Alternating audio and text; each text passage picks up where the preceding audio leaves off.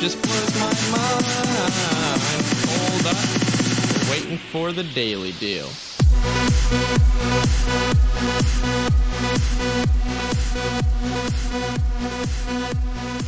Hi everyone, and welcome to the 65th episode of Slime Time Sidequest, an official Dragon's Den podcast. This is one of your hosts, Platty M3. And this is the most delightful, dangerous, and delicious of Dwaines. Tonight, we are back from an extended break, and we're talking about our favorite Steam games. So, I'm not gonna lie, I thought it was a weird topic when you brought it up, but I'm down for anything. My favorite had to be Tic-Tac-Toe. Oh, well, we'll get into that after introducing... Wait a minute. Tic-Tac-Toe? Out of the 100,000 plus games on Steam? That's your favorite? But no, not at all. The hell did I answer like that? Wayne, stick to the script. Oh, okay. Okay, hold on. Wait a minute.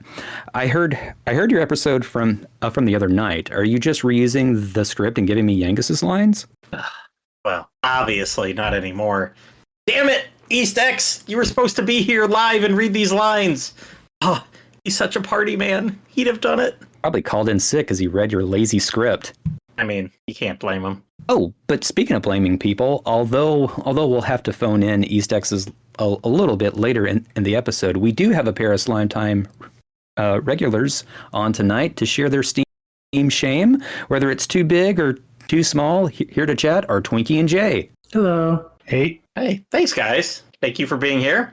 And before we get to Dwaine criticizing me again for this intro, let's just jump straight into the questions. Dwaine, you can hit him with the first. All right, first question.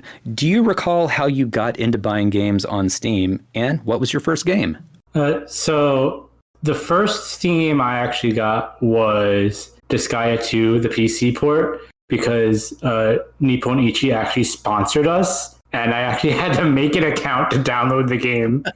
Very nice. That's pretty cool. Like, we need you to do a review. I'm like, okay. It's like, it's on Steam. I'm like, okay.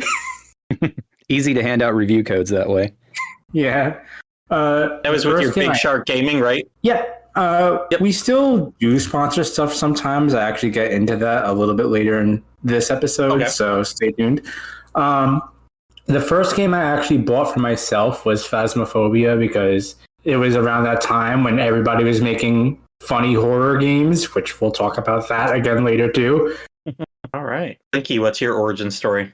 Yeah, so my origin story is a bit different. I didn't know about anything about Steam until late 2004. I was in high school at the time, and all the cool kids were talking about how cool this new Half-Life game was, and I've never heard of it. And being a high school kid, I didn't have a high-end PC to play it. So there was a local LAN cafe kind of place that was like a 15-minute drive from my school, and that's kind of where some of the kids in my high school hung out. And so I was like, all right, I'm going to go try this game out.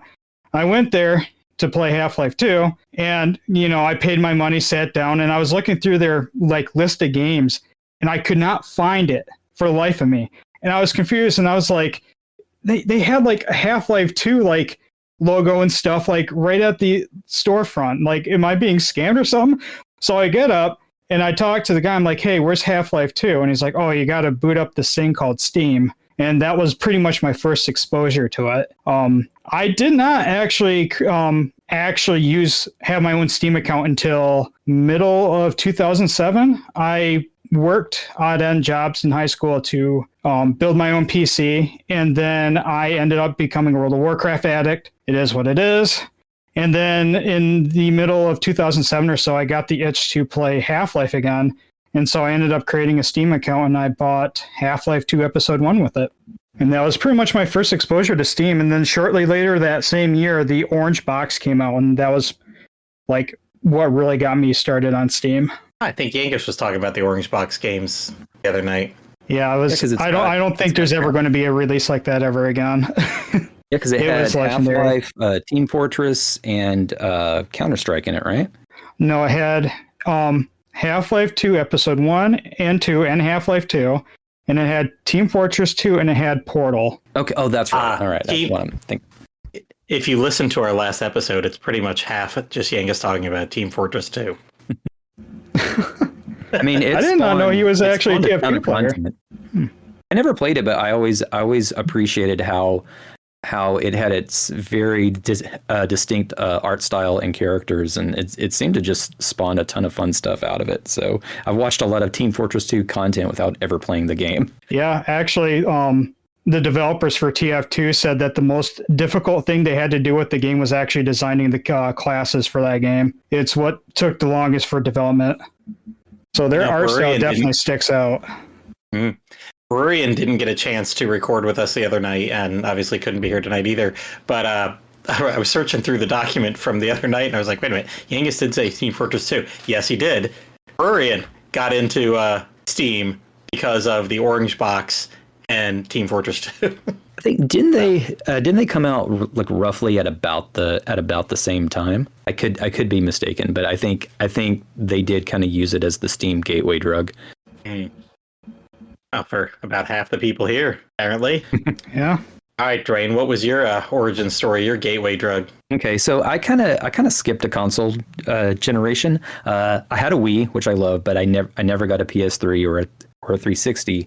So once I got a little bit more powerful system that could run something more than just emulators, it was a way for me to get some games that I couldn't get on the Wii for significantly cheaper. Like instead of paying $50-$60, they were always like 10, 15, 20. But then again, most of my games were bought on either the New Year's or the summer sales.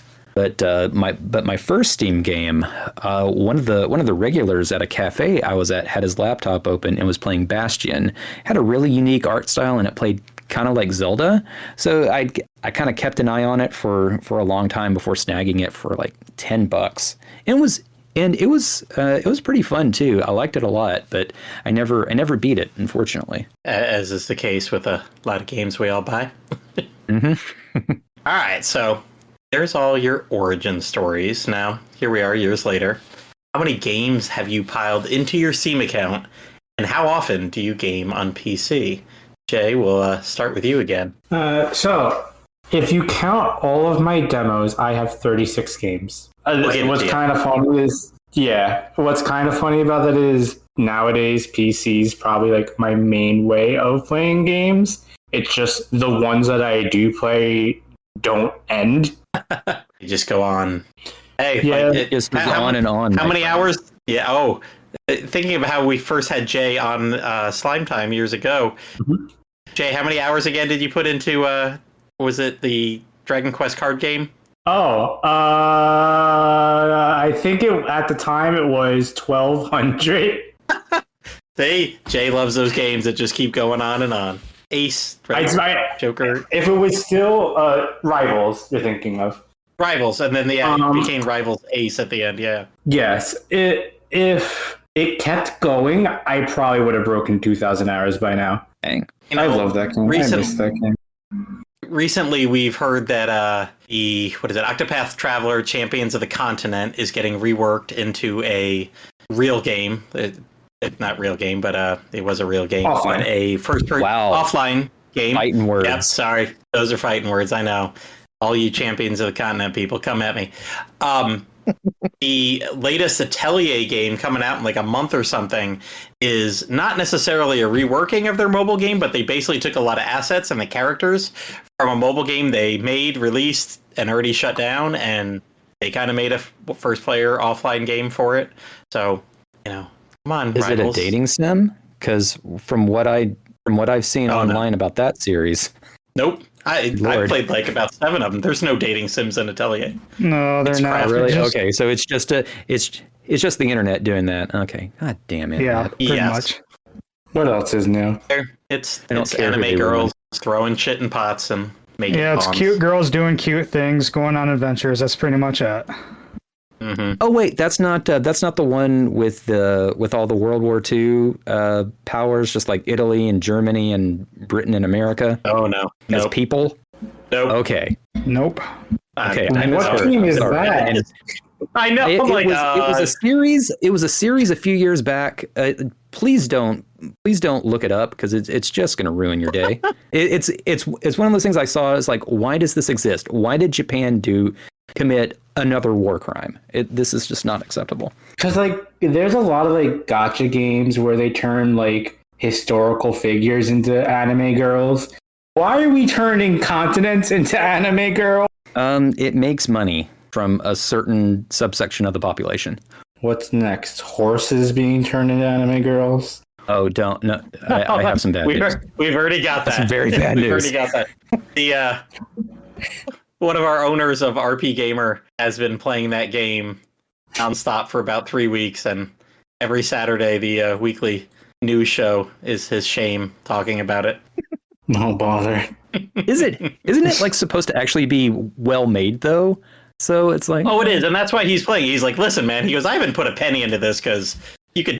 I know I shouldn't. yeah, do because that. you'll be on a But watch he goes, list. I'm having for sure. fun, and and apparently it's not as skeezy as probably some of the art might say it is. He's like, honestly, you're raising horses, and It's one of those Crazy things Batman. where the internet's blowing it up. It really isn't Yeah. that bad. Oh, I'm Okay, sure. that's good. I'm also kind of just half joking about it, but Oh, sure. obviously I've known about it. One of our denizens is very much into it. It's one I'm of not those gonna things say anything. like listen, a you just strike can't take that kind of witches. If theory. you've ever seen that, it's just like anime girls as planes. And as soon as I saw it, I was like, why does this exist? This shouldn't be. Oh, there's a whole game of anime girls as what is it, battleships and destroyers, and at this point, the girls have become everything. At this point, it's easier to list a few things that have not been turned into anime girls. Very true. Actually, don't list that, because if you do, they're going to turn around and do it. Yep. Untapped market. Here we go. I'm going to go out of order here for our next person. So, Jay, you said you had 36 games counting demos. I'm going to skip over Twinkie. I want to have a drum roll for that one in a second. Dwayne, let's get to your let's get to your massive total, Dwayne, because this sounds more along my size. All right, I have a massive library of 22 games, but I've got some good stuff in there. I've got Doom 1, 2, Final Doom. I've got Guacamelee. I've got Guilty Gear, Skullgirls, King of Fighters, Angry Video Game Nerd, and I have played hardly any of them. Because my computer has always been work for me. I've always felt, besides emulators and stuff, if I have too many games, it's just going to become a distraction. So when I'm done with all my work, I tend to just shut things down rather than add to my screen time. When I'm working, I kind of have a hard end at like 6 or 7 p.m. And after that, it's just like, okay, no more screens. And then I take an evening break and I draw on an iPad. So I'm a hypocrite. Yep, I get it. I mean, the days that I spend on the computer, I kind of talked about this the last episode. I'm always on. I teach, but half the time I'm on the computer or doing something with robotics and coding with my job and everything. So I'm kind of the same way. I don't want to sit down, and having young kids, I don't want to be plopped in front of a computer as much. So that has been one big reason I've not got into that as much. I'm usually team handheld whenever I can. Yeah, and being an artist, I'm prone to eye strain quite often. So if I'm looking at a screen after work, when I look in the mirror at the end of the day, just my eyes are like super bloodshot, and I'm just like, oh man, that's not good. So I should probably cut down on that. All right. Aside from game talk, have you considered looking into like blue light block glasses? You know what? I probably should. I've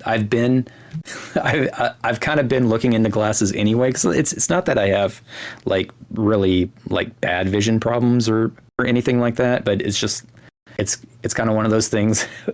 I'm obnoxious shopping for things like clothes and stuff, because I will try on a ton of different glasses, and I think the glasses look great, but they just don't look great on me. So I will be in the store and I'll try on every single one. I'm like, no, and just leave. And the people working there, I was just like, what is his problem? But I should like look into it and just deal with my vanity. I have a pair and they're very handy. I recommend. Glass is good. Get glasses. I was gonna say, you say that, and here I am right now. I'm like, oh, blue light blocking reading glasses, because that's why I usually play my Switch in bed at night, and they'd probably be good not to be staring at that. And Or you can just all that. put a yellow tint, like, on your screen. Like, that's how I have mine set up at night. I could, but the color part of my artist side of me just I can't take that. It's I know it's such a weird nitpicky No, it thing, makes but perfect sense. no color. Because, like, especially like if you're working on something, you want it to look like the color it's actually going to turn out to be. Mm-hmm. Yeah, and I like as much a true color as I can possibly get without it being too blindingly bright. Fair enough. All right. Are we ready to hear this number? Yes, I'm ready. All right, Twinkie. We've had 36. We've had 22. How many games you got in your Steam library? 590 as of right now. Yeah, I'm a bit ashamed of it, but hey, man, sometimes those bundles, like some of those bundles you can get are really good deals, even though there's only one game in there you want to play. Oh, those are like the exact words Oz said. He's like, dude, I could buy a game for $40, or I could buy like 20 games for $20 that has the $40 game that I want. And suddenly I've got 19 games that I couldn't care less about, but I got my one game for 50% off. Yeah, or there will be like a charity event that some places do, and it's like, oh, donate this amount of money to charity and you get these games. And it's like, I only want one game out of like 5, So it adds up. At least it did for me for a while before I kind of started to step back away from that a little bit over the years. And that's how I got my collection to this point. Hey, but like you said, you've almost been doing this for 20 years. Mm-hmm. What, middle 20, so 18 years there on Steam. Congratulations, you're legal. Your library might be. Can't have a drink though. Really quick question for everyone. The same friend who showed me Bastion, he also bought a little art program off Steam. So has anyone bought anything else that's not a game off Steam? Not me. No. I could have sworn I had some sort of art application from Steam on here, but I'm not seeing it in my library anymore, and I don't know what could have happened to it. Okay. Yeah, I had like a game maker program at some point, and I toyed around with, but I really never did a whole lot with it. And I think I have like one movie, because Steam used to have movies and videos and TV shows at one point, but that's just about it. Do we count RPG Maker? I have those. It could work. It's both. It's both a program and a game. Yeah. Mm-hmm. It's the center of that Venn diagram. So Twinkie, how often do you PC game before we get to the next? So it's kind of hard to give an exact number on this because I'm not going to sugarcoat it. I'm a huge Nintendo fan. So a good part of my gaming time does go on the Switch. But it really depends. It also depends on the time of the year, because typically around summertime, like right now, I'm busy. So I don't really sit on my computer as often. But usually around winter or so is when I usually get a lot of my PC gaming in. But I would probably say around 60 to 65% of my total gameplay time is on my PC. All right, so slightly more than half the time. Yeah. Fair enough. All right, Dwayne, go ahead and move us forward. Okay, so we are definitely all over the place with our library sizes and play times. Roughly, what percentage of the games do you think you've played more than half an hour, and what's your most played game on Steam? Start with you, Twinkie. Oh boy. So honestly, like, I think I wrote 30% on here, but I think that's being way too generous. It's more realistically at 20. I buy so many bundles and stuff that it just gets absurd. So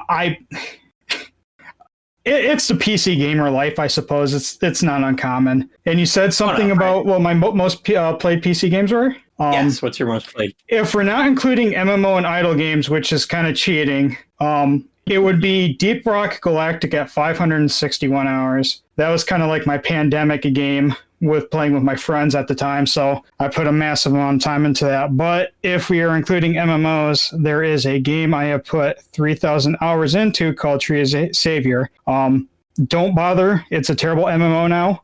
Just going to throw it out there.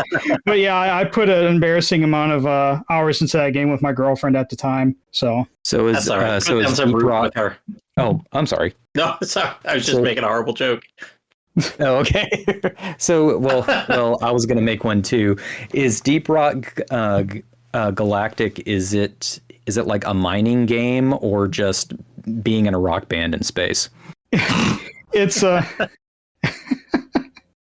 I mean, either would be fun. No, it's just it's a mining game, definitely, where you have objectives. It's a shooter. The objectives changes. So like one mission you'll like build up oil refineries and connect pipes. Another one you'll be finding like insect eggs and destroying them. Another one is you have to find a certain material and mine it. So there's various tasks to do. So basically, if you were like a working class guy on Red Dwarf instead of screwing around eating curry and stuff. Yeah, that's a very accurate way to put it. Wow, Red Dwarf! I don't think I've heard of that since middle school. Oh, so you've got really into that. You've got I think 3 or 4 more seasons now. They're still making them. Not too often, but they're still making them. Are they really? Because the last season I watched was like 10 years ago, I think. Oh, they put out, I think, they had season 12, and then they had like a hour and a half long mini movie, 2 or 3 years ago called The Promised Land, and that was actually pretty good. Oh, I'll have to look into that. Yeah, it's on the Dave network now, which I think was named after Dave Lister. It's hit and miss because after Rob Grant left, it's been more on the sci-fi end than more on the humor end. But yeah, I think series 10, 11, and 12 are pretty good. And I think of all of them, I recommend the Promised Land the most, especially one of the final scenes with Holly. That's still one of my all-time favorite Red Dwarf scenes. All right. Well, all right. So I have not played. Oh, hello. Are you still there? Oh, we're here. I was just about to say. Okay. All right. So good. Oh, okay. Sorry about that. Just I get weird feedback sometimes. All right, but as far as a percentage of games played, it's not surprising. It's not many. Only about 6 games out of my library have any significant playtime, and even then, only about 4 or over 10 hours. And that's Doom, Street Fighter 4, Bastion, Skullgirls. But the one that I've played the most is Pac-Man Championship Edition DX Plus, 33.2 hours over the course of a few years, and I highly recommend that game. It is so much fun, and I'll talk about that one a little bit later. All right, Jay, what about you? I've actually played most of my games for at least a little bit. Most of them at least once. Probably about 80% or so. And looking at my play times, my most played is Lethal Company at 233 hours. Ooh, nice. I kind of remember talking about Lethal Company on our best games of 2024 episode. And I was at I want to say 100 something hours then. You've doubled it. Yes. All right, so those are the good games. Those are our most played ones. Let's get into the dusty corners of your Steam library. What are maybe the most oddball or off-brand for you games that are the one-offs that you'd be like, that I've got nothing else that I play like that? What are those odd ones and the off-brand ones in your library? Twinkie, we'll start with you. Yeah. So, Long Live the Queen was probably one of my first non-Valve games I purchased on Steam. And don't let the cute anime girl and the visual novel thing throw you off. The game is a cross between a political sim RPG and visual novel, where you basically have to train a princess to become a leader of her country. And the game's very brutally difficult, but it will lead into some funny scenarios I think like one of the first like scenarios that can happen is that there will be assassination attempt against her. And if she has the skills, she can either avoid the arrow or whatever. And if she gets hit, this is what happened on my first playthrough. She got hit, but she survived. But her medical combat skill was so low that she ended up pulling the arrow out and had an early demise. So you'll get like weird scenarios like that. So it's a pretty fun game. I think there's a sequel that came out not too long ago, but I don't know much about that. As of off-brand, Among Us, I'm pretty sure everyone's heard about it at this point. I'm not.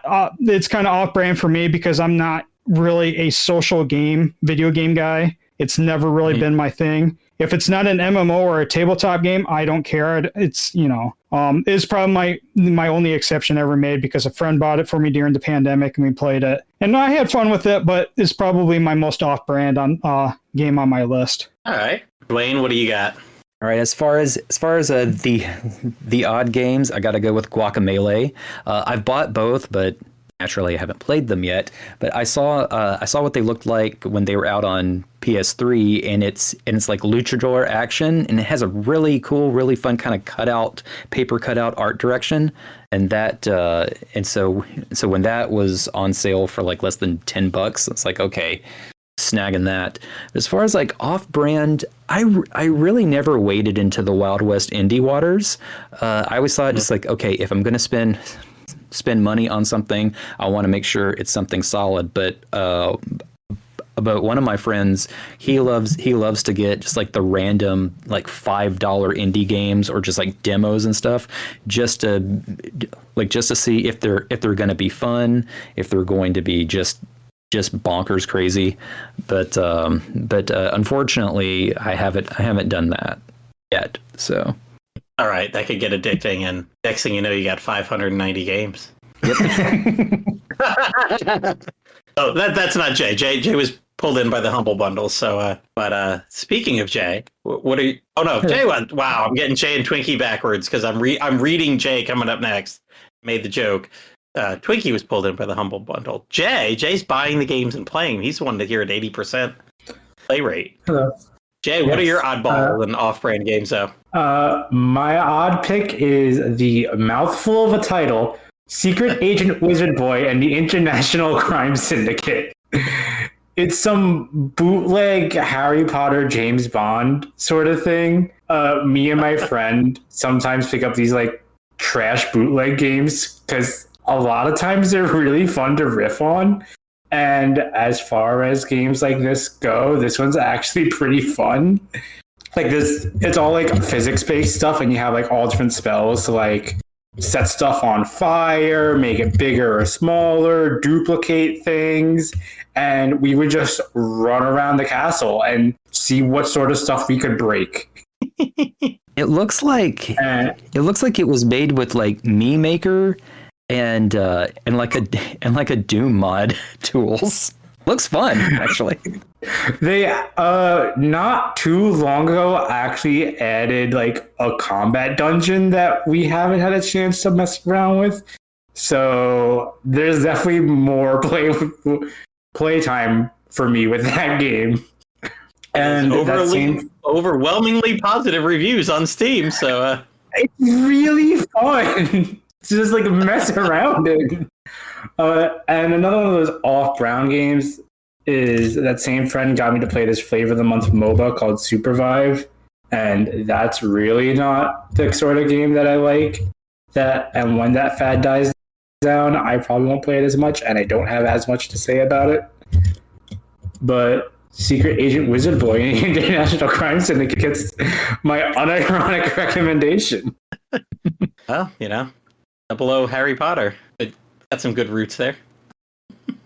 All right, sticking with the dusty corners of the library, do you have any games you have no memory of getting, and do you have any games you just know you'll never play? I'll start things off with Dust and Elysian Tale. I have no idea where this thing came from.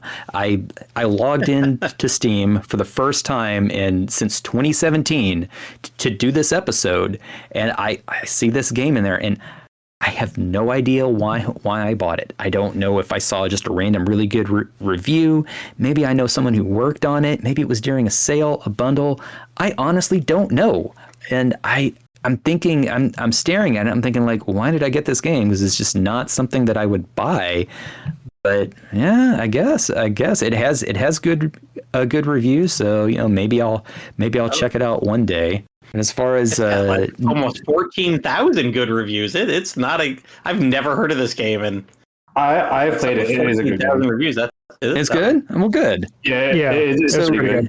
All right. So as far as the games that I'm never going to play, probably Ghostbusters, the video game. It's not that it's a bad game. I just wound up buying the HD remaster for PS4 a few years later on Black Friday for $10, and it's over there in the giant pile of PS4 games that I still haven't gotten around to.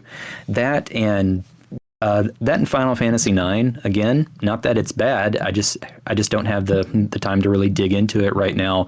And they've hinted at it enough. They're probably going to remake it pretty soon. And once they do, I'll just add it to the horde pile. Not being shown at Tokyo Game Show. I saw a bunch of. It'll be one of those like stealth releases, like surprise, but we've been pointing to this for a long time. Yeah, isn't it part of one of those leaks? I think that's I can't remember which leak. There's so many leaks every now and then, but I don't think people are really asking much for it. It's just to kind of remaster the backgrounds at a higher resolution, because I mean everything else is kind of upscaled on Steam. I've heard very nice things about the Steam version of 9. All right, Jay, what do you not remember or never going to play? For me, it's Pit People. I've never heard of this game before. I was just looking in my library and it was there, and I looked at it, and my brother also has it, and we've never talked about it before. I have no idea where this game came from. I have never heard of it before. It just exists. And that looks like Heroes of Might and Magic combat. Yeah. Hexagonal. Line them up on both sides. Yeah, I just have no memories of this game. And the game I'm never going to play is Chained Together, which is this like multiplayer only up sort of game. Mm-hmm. And me, my brother, his fiance, and one of our friends were all going to play it together, but I couldn't get it to launch. No matter what I did, it would just refuse to run. I applied for a refund, and I'm kind of surprised it's still there. They're like, whatever, we don't even need to delete it because you can't run it anyway. I did watch them play it, and it does not look like a good time. Your computer was saving you from that. Yeah. Oh, we know you won't like it. Good. Thank you, computer. All right. Thank you very much, Microsoft Copilot. You're actually useful for once. Oh, Dwayne, guess what I have to use at school this year? We are we are not allowed to use any other AI except for Microsoft Copilot. How much did Microsoft pay you to do that? Yeah, I don't. I think because our school is owned by and I don't know why this answers one or the other, but our school is owned by a British company, and with all the British privacy laws, and the European Union's got all that stuff too over the years, way more than the United States. We have had to get away from Google. Apparently, Europe and UK are no big fans of Google's privacy settings. So pretty much everything has gone Microsoft back is not much Microsoft. Better. I don't know what differentiates. In fact, I think they're worse. Well, one of them has not pissed off Europe, and apparently that's It's funny. It's whatever. Like I don't have an irrational hatred for AI. I just don't need it scanning my system the entire time. And I know I sound so old. I know I sound like Hank Hill, but I'm just like, I don't need the AI running constantly. Can I just save something to my hard drive? Can I just turn on my computer and just have it work? I don't need all these god dang updates slowing me down. No, I don't want to save to OneDrive. I want to save to the computer that I own in my house. All right, Twinkie, you've got a bunch of games that you've got no clue where they came from. Yep. So I kind of feel bad because, Yangus is kind of a fighting game guy, kind of like I used to be. And I remember him asking if I played King of Fighters before. And I'm like, I'm well aware of King of Fighters, but I've never been into it. And I mentioned to him that I didn't own any of the games. Well, it turns out I was lying because when I was scanning my list earlier today, I own a couple of them, apparently. I don't know how I got them. I don't know when I got them, but they're right there. So I've never been like a huge SNK guy, so I have no idea how they got there. I probably bought them in another bundle like I do with a lot of these games. But that's kind of like where did these come from? I bought 13 voluntarily, and they kind of run hot and cold. 13 just had a very blah art direction to me. So the mechanics were fine, but just the game just didn't look good to me, and it was just the visuals seemed very repetitive. But others look fantastic. Gotcha. I know the newest one got a lot of fanfare, at least from what I've heard. I don't know which one that is.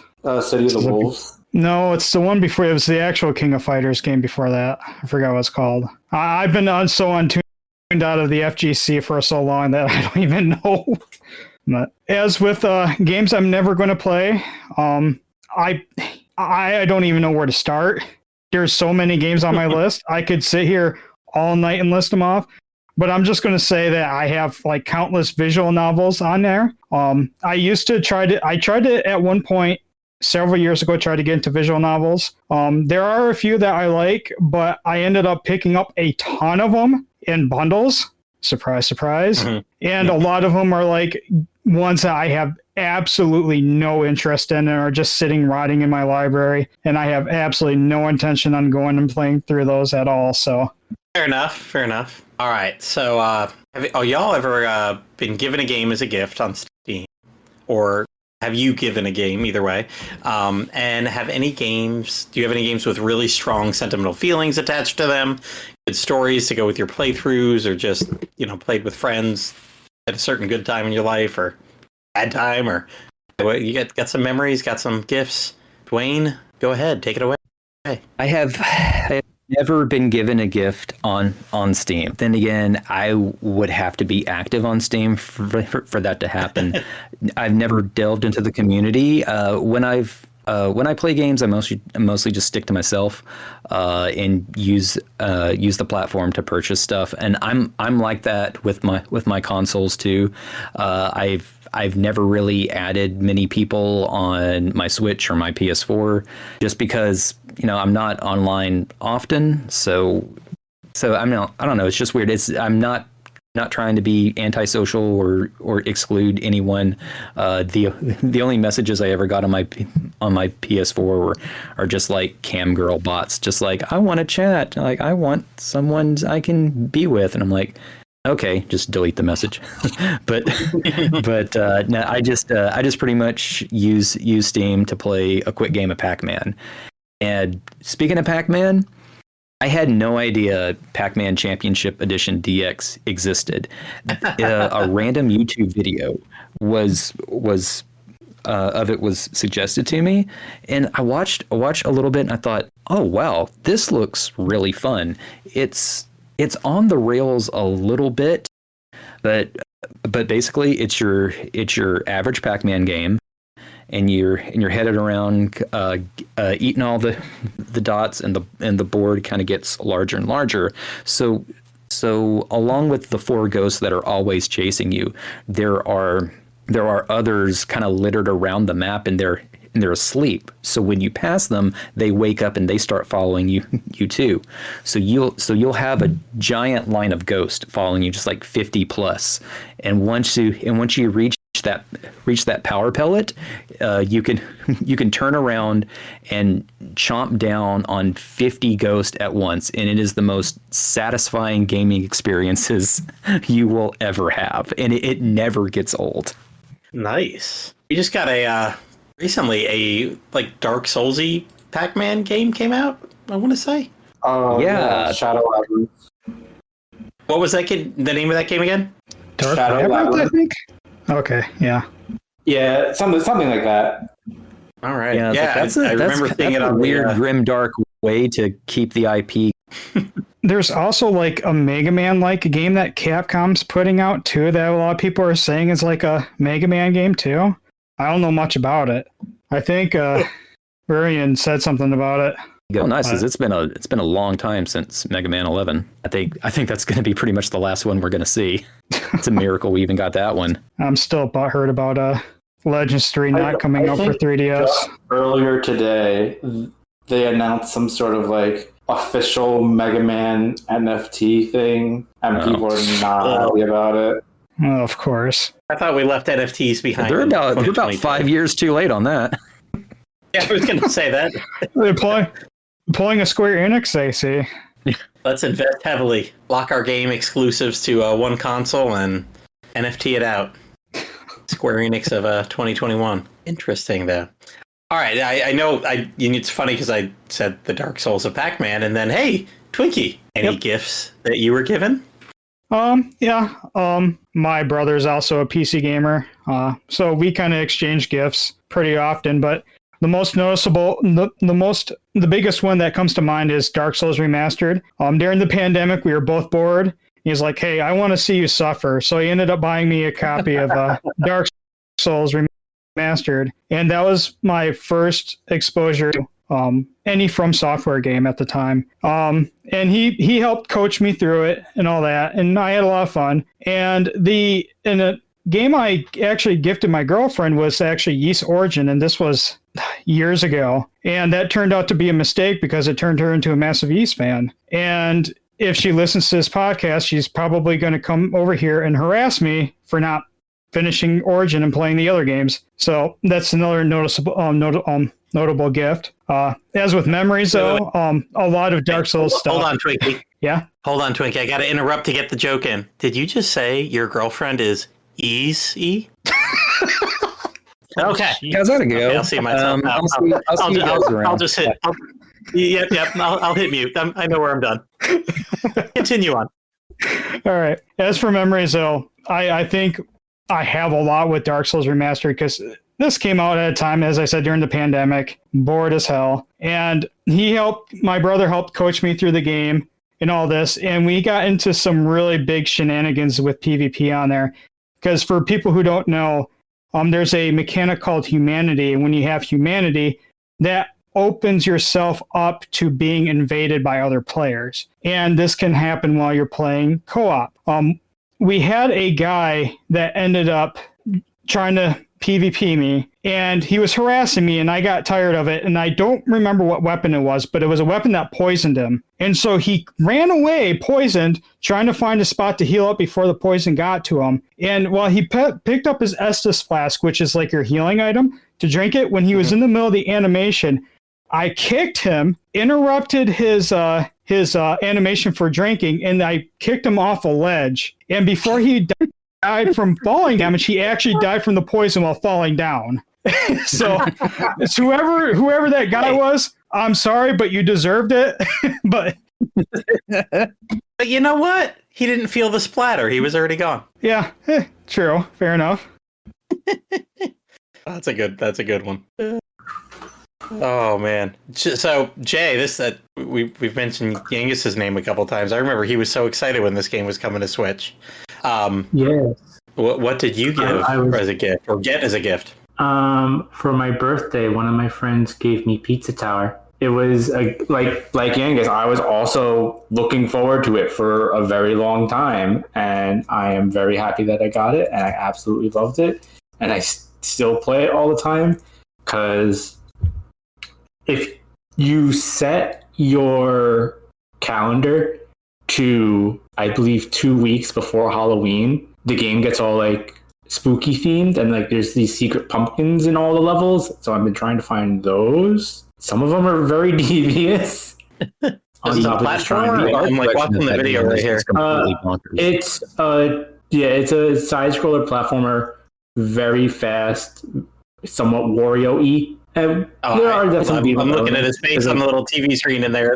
That gives me Wario vibes. Yes. Yeah. The way like stage ranking works is you want to like chain together how you like take out enemies and collect items.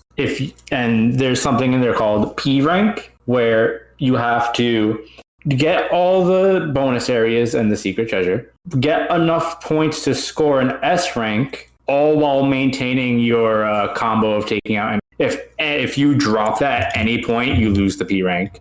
And there's just a lot of like meat to dig into with this game. It's an absolute blast, and I very much recommend it to anyone who could play it. Nice.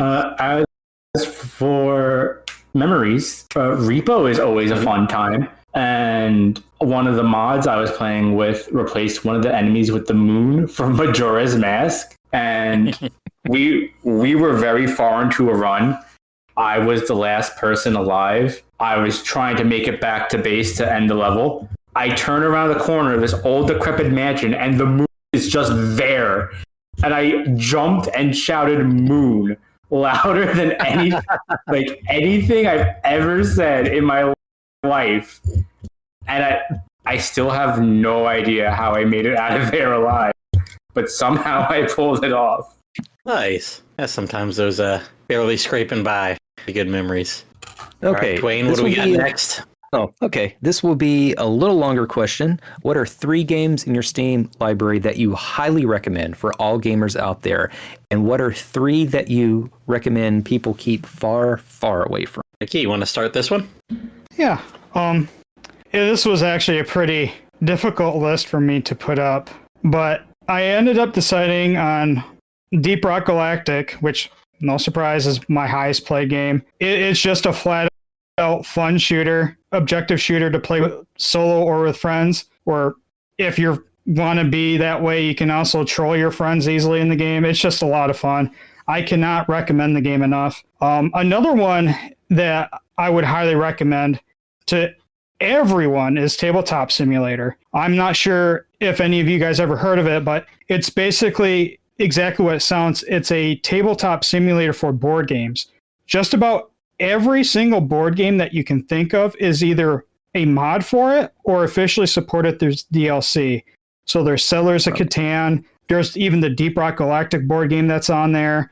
You can even play Magic the Gathering on there. It's just a lot of fun. And wow, there's so many games on there. It's endless. Highly recommend.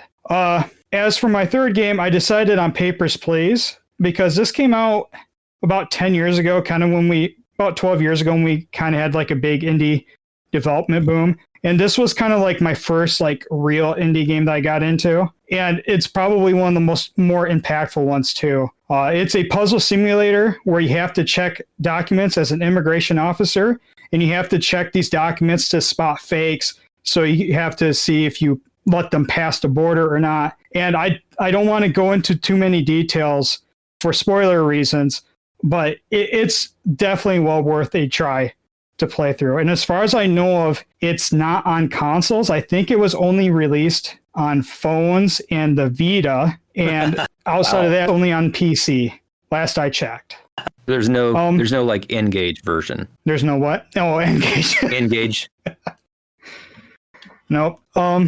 As for bad, I kind of cheated on here because I've been talking about this game on Discord. I put RuneScape. It's not anything because it's a bad game, but it's one of those games that is such a time sink that you're not going to have time to play any other game. So if you're someone who has like limited time and you don't really like grinding games, avoid it. I know it sounds strange because I absolutely obsessed with it, but I can't recommend the game because it can get too addictive and take up too much time. Another game. The problem with RuneScape is you have to get up and take a shit. I mean, laptop. You got the mobile version now, But another game I wouldn't recommend, and I actually checked this earlier today. You can't buy it on Steam anymore, so this is kind of cheating. But Goddess, I'm not sure if any of you guys heard of it. It is a god simulator game that was supposed to be a spiritual successor to Black and White, which is also a god simulator game, which is fantastic, by the way. Wish there was a modern port of it. Peter Molyneux was behind the project of that, and he had a Kickstarter. He promised all these things with it, and he probably accomplished literally 10% of his promises with it. It was probably the worst game I ever. Peter Molyneux behavior. Yeah, if you know who Peter Molyneux is, it's not a surprise. But I got burnt by Goddess, and I sworn off any project done with his name involved at this point because of it. And the third bad game I would recommend against, which this pains me to say it because I was a fan of the game for a while, is Phantasy Star Online 2. I actually played the game on the Japanese servers for a long time until we officially got the English version. I think it was in late 2020 or 2021, something like that. And the original game is fantastic. Some of the story was stupid, but the gameplay itself was peak Phantasy Star for me. But unfortunately, they ended up updating the game where it has like this open world stuff because, everything's got to be open world these days. And it just strips the game of any identity it had. And I last checked the game about a year ago, and they still haven't updated it since. And it pains me to say it, it's just not worth it anymore. And it sucks too because I actually upgraded my PC to play the upgraded version. So I ended up spending over $1,000 to upgrade my PC only for the game that I upgraded for to be trash. So, man, it is what it is. I had no idea that was still going on. Isn't that game like 25 years old? Phantasy Star Online, actually, the original Phantasy Star Online has been offline for years, but there's actually a pretty dedicated small community that has fan servers up for it to this day. I personally haven't played it. I only played the offline version of it. But yeah, that game still has an active community. Phantasy Star Online 2, not so much. And now we know why. All right, Jay, I think it's your turn. Yep. Okay, so Repo is always a fun time with friends. You can get scared by a moon. In real life, too. Yeah, it really is probably the best of the silly horror type games. And the modding scene is really starting to pick up. Obviously, I've mentioned that we're getting like new skins for existing enemies, but we're also starting to see entirely new enemies and levels too, plus a whole bunch of fun treasures. Like there are multiple packs of food. There's a pack of all Nintendo treasures, and one of them is the ride from Pikmin 2. Truly, Lethal Company walked so Repo could run.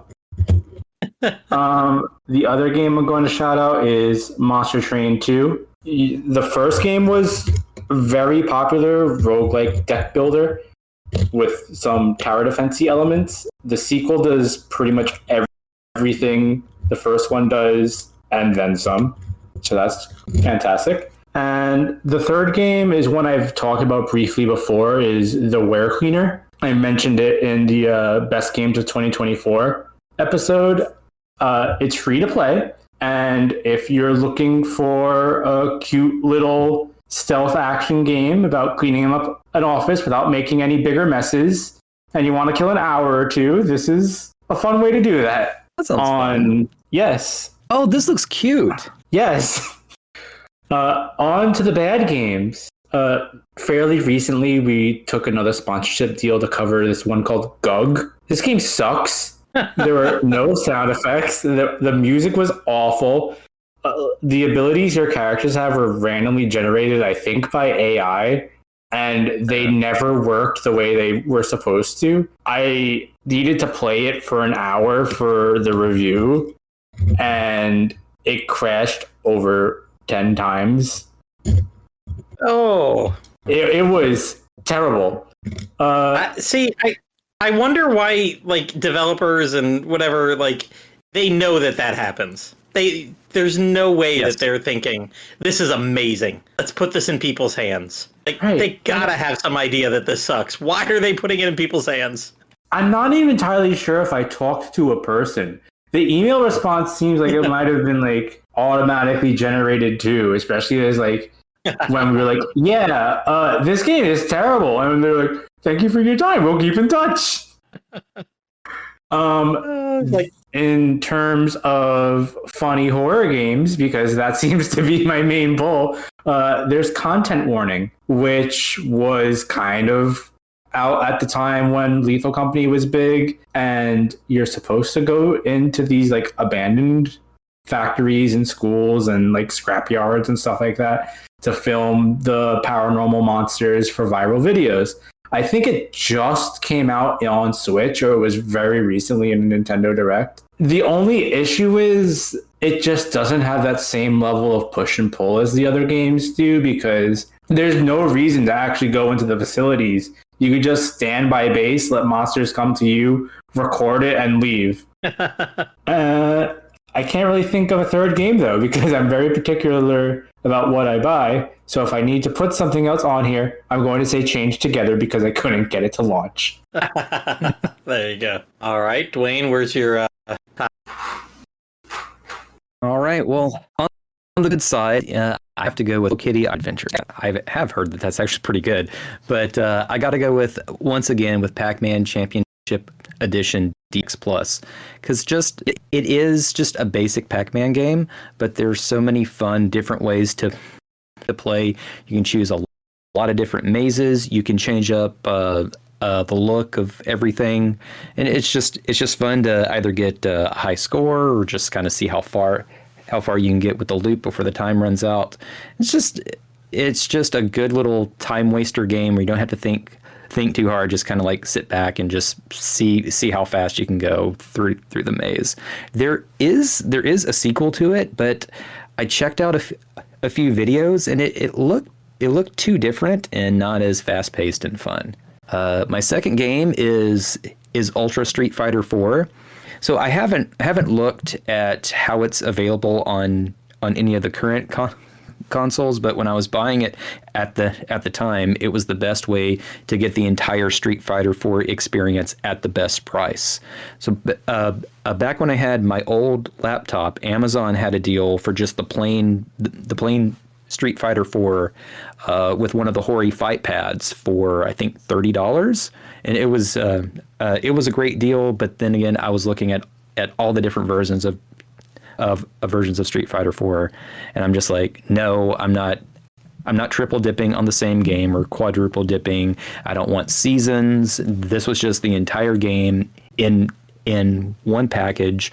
Runs well. I get all the costumes, all the characters, and I would really like a version of 5 like that. But I still think they're doing the seasons and all the packs with 5, unfortunately. And even if I got it, I wouldn't have time to play it anyway. But because we're up to 6 and I'm still on 4. But my third game would be Castle in the Darkness. I think it came out 11 years ago, but it's a fun little retro style adventure game. It's a little bit of Castlevania and a little bit of Mega Man. There are quite a few cheap deaths in it, but it's not like piss you off hard like a lot of retro games tend to be. And even when you get a cheap death, it's still pretty funny, and there's a save point not far away. I like that way more than I thought I would. But on the bad side, I'd have to say Skullgirls, and it's not that it's a bad game. It has an amazing art style. Has a little bit of issues with how it tells its story, but it's really a phenomenal game. I like the origins of like I just wanted to make another unique hand-drawn fighting game, but the company a couple years ago decided to oddly censor itself, and they redrew a couple sprites, took away things here and there, but ultimately what makes me upset is they took things away like the art book that was only available to view on Steam, and fans actually paid for that. So I think for a company to go in, and that leads into a longer conversation on you don't own anything, you just kind of rent it. But I think if somebody paid money for a digital art book and they kind of changed personal politics for it, and they're going to take it away when there's not a physical version of it. I can't support a company for that. But another game that I didn't care for was Outland. It's a really neat concept. It's a lot like one of those light and dark based shooter games. The one that comes to mind right now is a Ikaruga. Only it's a side scroller. The art direction and level design were a little bit lacking, and it didn't really hold my interest. This is going to be a weird analogy, but the level design reminded me like a lot of third-party SNES games where you just kind of go all over the place, and there's not really a clear goal in a good way. So you just kind of wander around and you backtrack through a lot of stuff to a point where it just got boring after a while. But it looks very nice. As far as I know, everything else I have is good. Fair enough. All right, so good, interesting games y'all had. Good, bad, and you guys had lots of different reasons for the bad games. Like you guys went deep into that. Made Yankees Austin I sound very shallow. Bad game, bad. Don't buy it. But thank you for putting more thought into it than us. Good job. All right, final question time though for everybody. What was the last Steam game you purchased? And what do you think your Steam library says about you personally as a gamer? We'll start with you, Jay. Literally just before recording this, I picked up Tony Hawk 3+4 because it was on sale. Hey. I grew up with the first two. I loved the remakes they did. I never played the original versions of any of the other games, so I'm sure this is going to be fun. As for what my library says about me, I would like to imagine that it says I bounce around between difficult or scary games and then unwind with nostalgic and chill ones. Because looking at the rest of my library, a lot of my are old or try to be old. Like I got Gex, I got Roller Coaster Tycoon, I got like retro inspired games like Tiny Rogues, and then I got a bunch of like horror games like Repo and Phasmophobia, and like Liza P is difficult and kind of spooky. All right. Hey, listen, you know yourself. Your Steam library tells you a little bit more about yourself too. Dwayne, your library may be old enough to be in my class right about now, but probably. Or should I say the last game you purchased is that is? Yes. So my most recent game, and I'm going to butcher this title, Guilty Gear Xrd XRD Revision 2, and I purchased this on July 4th, 2017, and I have not played it yet. I've always heard good things about the Guilty Gear games. This was one of the newer ones. It was on sale. Great reviews. I'll snag it. Got busy with work and could never finish it. But what my library probably says about me, I buy a lot of games. I never get around to playing them, but at least I've got good taste. I mean, like whatever you pick is gonna be something good. I mean, even Outland, it may entertain you for 2.7 hours like it did me. Hey, listen, that's more than an average movie, so yeah, you got some enjoyment out of that. Go to the movies. That's only 2 hours. Well, three if you go to AMC and watch all the ads and pledge allegiance to Nicole Kidman. There's that. There is that. I'm the only one in the theater that stands up and puts my hand over my heart, and I find it's so disrespectful of the audience to treat Nicole Kidman like that. It does so much. You don't take a knee for Nicole Kidman? No, stand up. You stand at attention just like you do for the pledge. Got to do that pledge every day. Elementary school, we do it. All right, Twinkie, that brings us to you.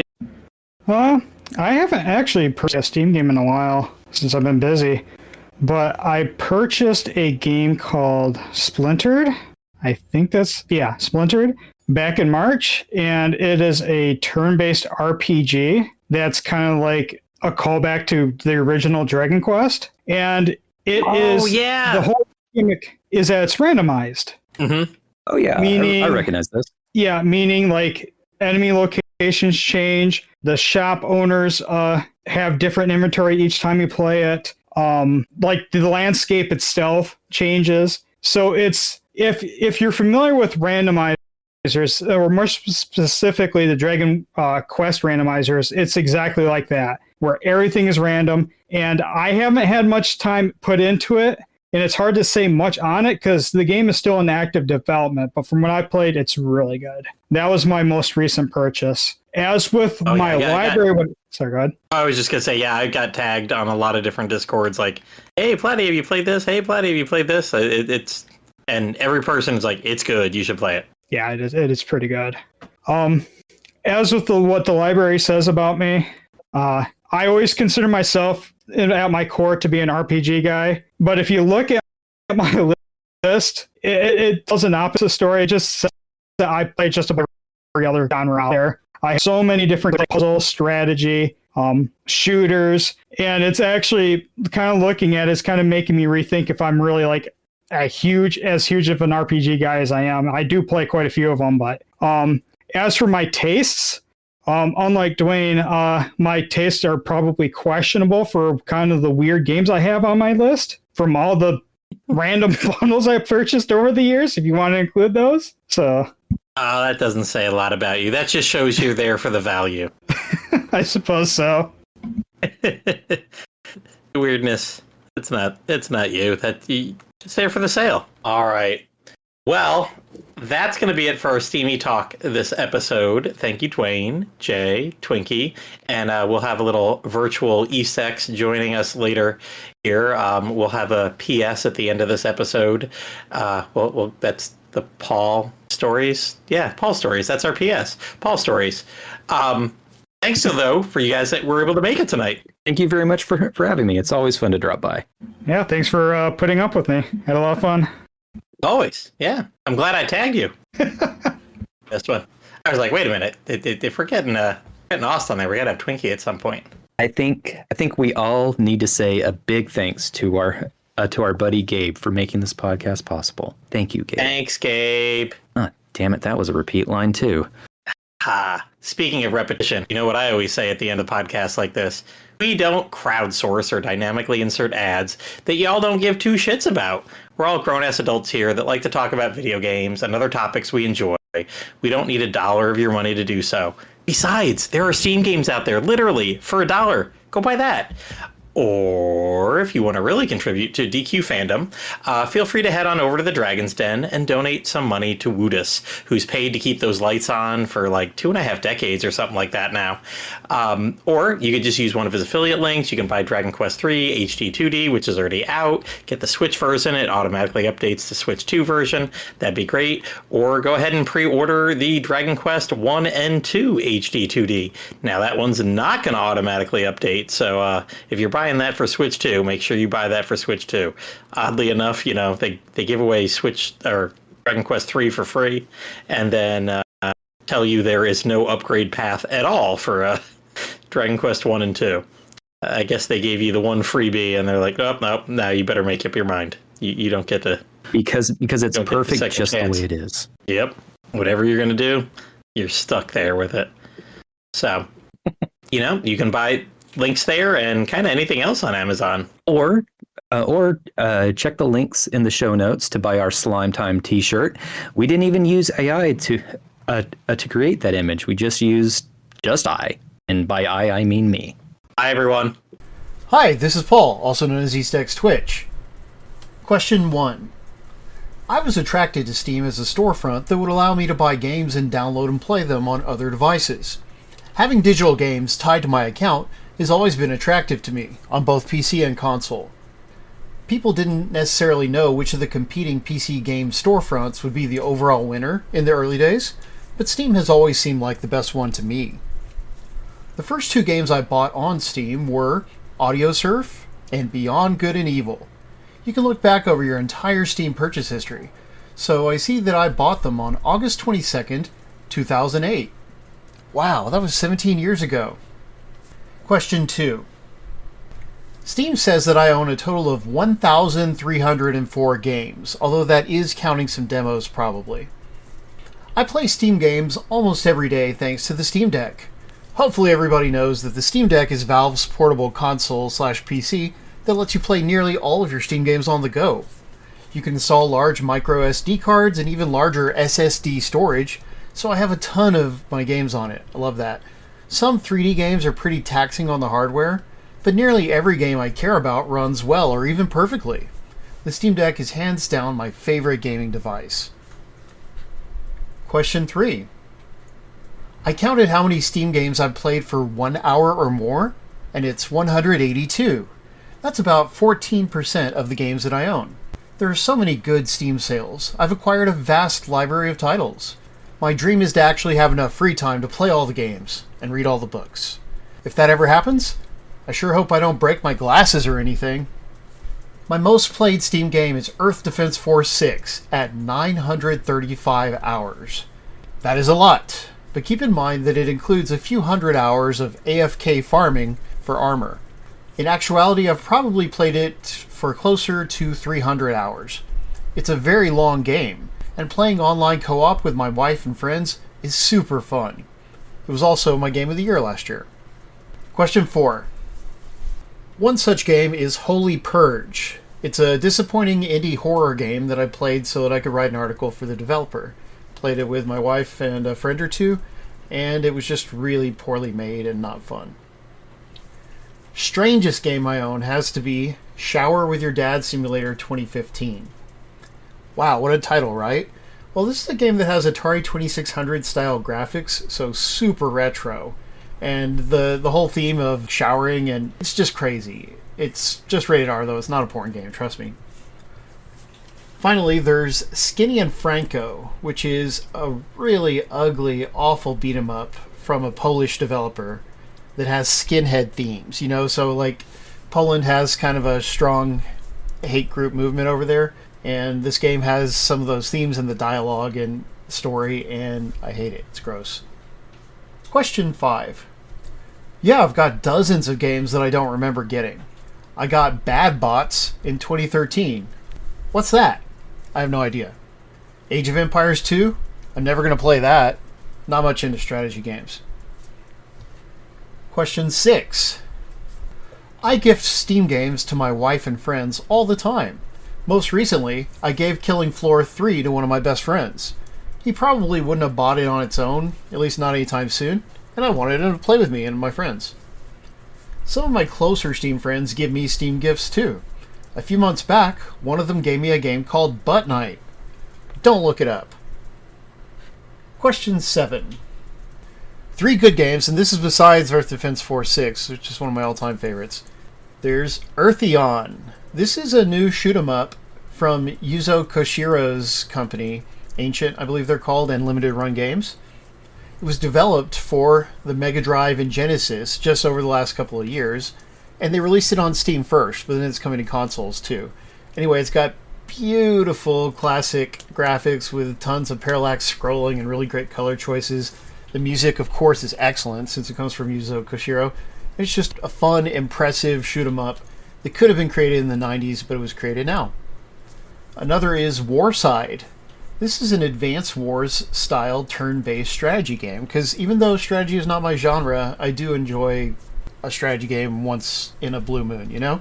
Anybody who's played Advance Wars knows how fun that game is, and Warside captures quite a lot of that fun. Plus, it's got online multiplayer and a map editor, so it's a really good game, and the developers are still working on it, you know, so there's going to be online co-op in a future update and all kinds of cool stuff. And my third recommendation is Dragon Quest Treasures, the 3D action/platformer kind of Dragon Quest spin-off starring Eric from Dragon Quest XI and his sister. And the Steam version is the best version of the game. You know, it came out on Switch first. The Steam version looks and runs so much better, you know, just faster loading, smooth graphics, plays really well on Steam Deck, and it's a cool game. 3 bad games besides Skinny and Franco that I mentioned earlier. There's Furry Fury, which is a game about animals that spin into discs and you have to like ricochet them around to defeat enemies and such. little bit like Beyblade or Pool or something. But anyway, that game was harder than I expected it to be and just not very fun. Plus the name, Furry Fury, makes you think it's going to be like a weird furry game, but it's not that. You know, like you're playing as cartoon animals, but they're not very humanoid. Another game I don't recommend is Union of Gnomes. It is a deck building strategy / roguelike game. So you have a deck with different kinds of gnomes and you get into fights and play the cards and it does things. Really do not like deck building games, and this one is too hard and complicated, so it was not for me. Then there's a game called Blightbound, which is a beat 'em up, normally a genre I love, and it's got some inspiration from like Castle Crashers, Dragon's Crown, and things like that. But it is way too hard. I mean, like, I tried so many times to beat the first level, and I always ended up dying, and that's bad design when stuff that should be easy is way too hard. Question 8. The last Steam game I bought for myself is Brotato. It's a fun bullet heaven game, which is like a Vampire Survivors style game where you play as a potato and your guy automatically shoots at all the bad guys. And there's a ton of characters to unlock. There's a bit of a sense of humor with the items and upgrades you can get. It was just a really fun, addictive game. Also has local multiplayer. What does my game library say about me? Well, it says that I like lots of different kinds of games. I mean, I don't really love sports games. I don't especially love puzzle games or strategy. But I have played so many different games over the years. I guess that's why I'm a variety streamer, because I love a variety of games. But my library also says that my eyes are bigger than my stomach, metaphorically speaking. As in, I get more games than I could ever possibly play. I will never stop getting new games, because they're never going to stop making interesting games, right? You know? And you can't play every single one, but at least if I get a craving for a particular game, I've probably got it. And I love to have multiplayer games available to play with my friends when they want to play it or when I get a craving, whatever. Thanks for including me on the podcast. It was a lot of fun. Sidequest complete.